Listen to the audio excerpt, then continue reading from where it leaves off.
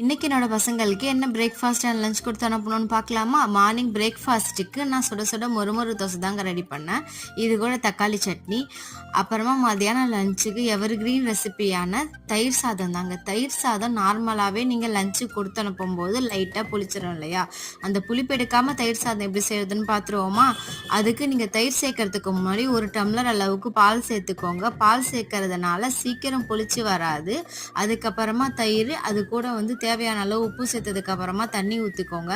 பால் சேர்த்துருக்கோன்றதுனால சீக்கிரம் கெட்டி ஆகிடும்.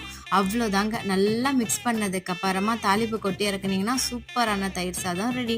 கண்டிப்பாக ட்ரை பண்ணி பாருங்கள். இது கூட மேட்சிங்கான உள்ள ரெசிபினா உருளைக்கிழங்கு தாங்க. உருளைக்கிழங்கு ஃப்ரையும் ரெடி பண்ணிவிட்டு ஸ்நாக்ஸுக்கு பிரெட் சாண்ட்விச் தான் கொடுத்து அனுப்பினேன்.